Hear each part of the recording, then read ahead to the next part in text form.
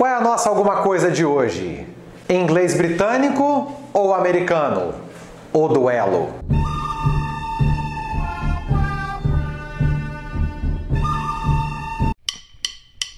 E aí, qual é a nossa alguma coisa de hoje? Olá, amigos do inglês. Gente, professor é assim, professor ensina e recapitula. Você acha que você tem dificuldade para inglês? Repita comigo. Eu tinha dificuldade para inglês. Inglês com alguma coisa. Olá, amigos do inglês. Professor José Luiz novamente com vocês, discutindo um tema hoje que confunde muita gente. Devo estudar inglês americano ou inglês britânico?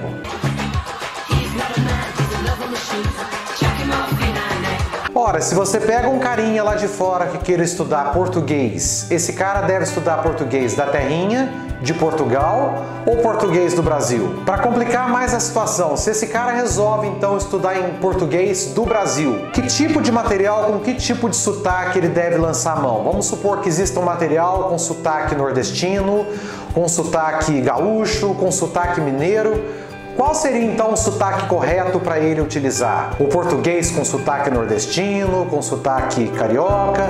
Você vê que aí a situação ia complicar um pouco, né? Então eu digo para vocês o seguinte, não importa se vocês estudam inglês britânico ou inglês mais voltado para o americano. Afinal de contas, inglês é para comunicação, inglês é internacional. Se você for aí em vários países, você vai ver na África, na Europa, pessoas falando inglês, utilizando expressões idiomáticas diferentes, com sotaques diferentes, com gírias próprias de cada país. Você me pergunta, mas teacher, o que eu faço então? Digo para vocês, os materiais, realmente, os materiais criados pelas editoras internacionais, eles são ou numa vertente americana ou numa vertente britânica. Isso é a realidade, isso é verdade. Só que não importa se você estuda inglês americano ou britânico, o que você deve fazer é o seguinte, veja aquilo que seja da sua preferência. Você prefere inglês britânico? Ótimo! Comece então os seus estudos no material de inglês britânico, com sotaque britânico. Mas sempre esteja antenado para as diferenças, principalmente de pronúncia, que existem entre um inglês e outro. Deixo esse exemplo para vocês aqui, olha só, essa pergunta, que em inglês britânico é pronunciada What do you do? Em inglês americano a pronúncia é What do you do? E aí se você fixa só a sua percepção no inglês britânico, tá? Você fica com What do you do? What do you do? Se você vai para os Estados Unidos ou se você assiste um filme em inglês americano, onde se fala What do you do? Você tá arriscado a não entender nada, porque você não tá antenado para essas diferenças entre um país e outro, diferenças, né, de pronúncia. Então é isso que eu digo para você.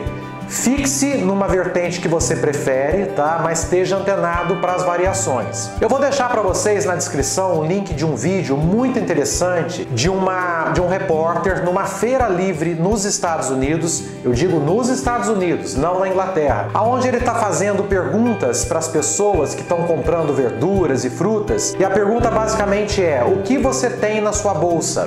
Tá? Me mostra o que você comprou hoje. E eles utilizam ao longo desse vídeo duas partículas, have e have got. Have ou have got, nesse contexto, é a mesma coisa, significa eu tenho. Quando eu digo I have got, é a mesma coisa, estou dizendo que eu tenho. Tenho um livro, tenho uma caneta, tenho uma maçã. E é curioso observar que os materiais de inglês britânico, eles trazem have got como um tema a ser estudado, e os materiais em inglês americano não trazem o have got como uma unidade de estudo. Por que isso? Porque convencionou-se dizer por aí que have got é estudado, é utilizado em inglês britânico, mas não é utilizado em inglês americano. Esse exemplo do vídeo é legal vocês verem, porque vocês vão ver uma flexibilidade total na utilização dessa forma de dizer eu tenho, porque as pessoas na feira americana elas estão usando have got e have de uma maneira totalmente flexível. Então vocês veem que na prática, muito do que é convencionado, não, só é utilizado aqui ou só é utilizado ali, você vê que as duas coisas muitas vezes são utilizadas de uma maneira flexível. E flexibilidade é a palavra de ordem pra gente. Repetindo, recapitulando o que eu disse no começo. Você prefere inglês americano? Você prefere inglês britânico? Foca no britânico, mas sempre esteja antenado para as variações, o que rola do outro lado do Atlântico, no inglês americano. Como é que essa pronúncia, como é que o americano pronunciaria isso? Para que você não tenha problemas numa situação de contato